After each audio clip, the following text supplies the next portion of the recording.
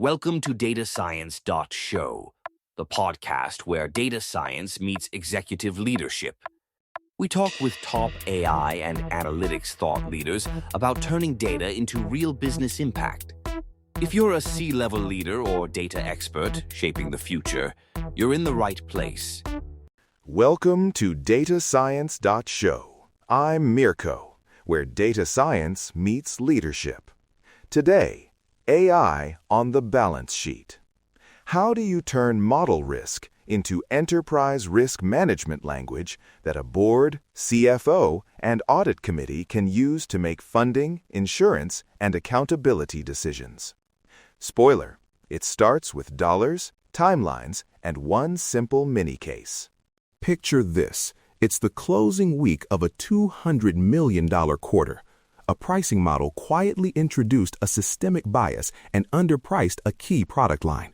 By the time the anomaly is detected, revenue for the quarter is 3% lower than it should be, roughly a $6 million hit. That number is concrete. Boards understand $6 million. They may not understand gradient descent, but they do understand the P&L. Why lead with that vignette? Because too many conversations about AI risk live in technical talk. That builds false comfort for executives who think it's an engineering problem. It's not. When a model error becomes a balance sheet event, it becomes an ERM decision. Capital allocation, reporting cadence, insurance, and clear decision rights. Quick credibility check. I've spent years translating models into decisions at executive tables, advising boards, risk officers, and analytics leaders. To anchor this in boardroom practice, I want to share two short voices you'll recognize in the perspective I use later. An audit committee chair recently said, "If we can't map model failure to a financial exposure, we can't budget for it." A chief risk officer told me, "We need metrics we can act on, not academic scores." Those two lines will reappear as we build the playbook. Now, let's unpack the mini case. What happened step by step? First, a seemingly small change to a third-party pricing component was pushed without a full end-to-end test. Second, monitoring flagged increased variance, but thresholds were tuned too loosely and the alert was triaged as noise. Third, the error accumulated over 3 weeks before finance reconciled and traced the gap to the model. Root cause: a combination of vendor dependency, weak detection rules, and unclear ownership between product, analytics, and finance. Timeline: model change, silent drift, slow detection, reconciled loss. Dollars: the immediate hit, $6 million, plus knock-on effects like lost margin, customer churn risk, and audit remediation costs. Translate that into ERM categories. Start by mapping model risk to credit and pricing exposure in the ERM register. Data quality and lineage issues sit with operational risk. Vendor concentration becomes third-party risk and supply concentration. Detection and response velocity maps to control effectiveness and operational resilience.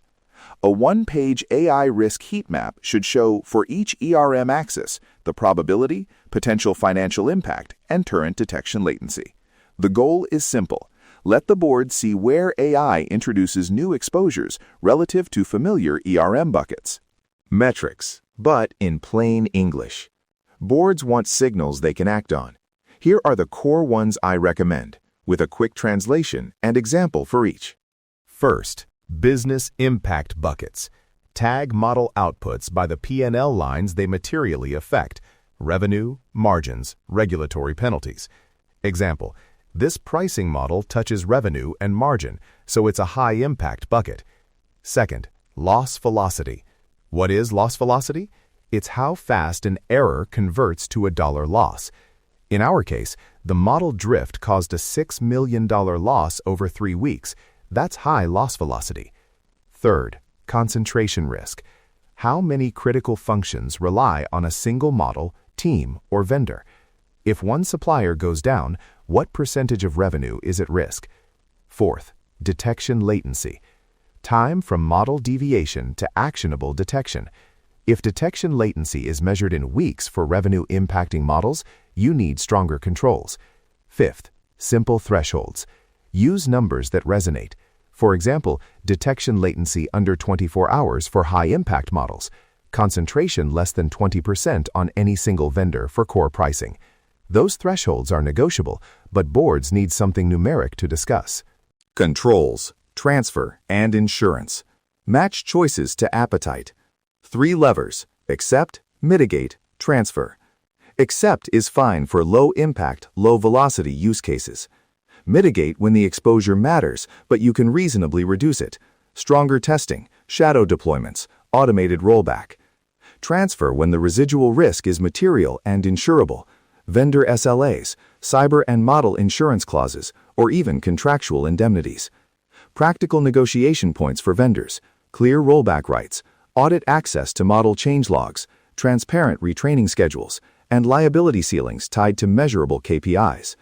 Insurers will ask for your detection latency, historical incidents, and concentration exposure, so those metrics we discussed become underwriting inputs. Leadership and decision rights. Who owns residual risk? Short answer: split accountabilities.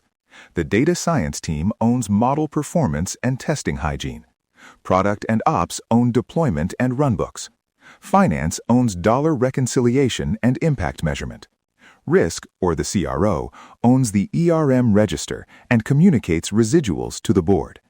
The executive ask to the board is straightforward.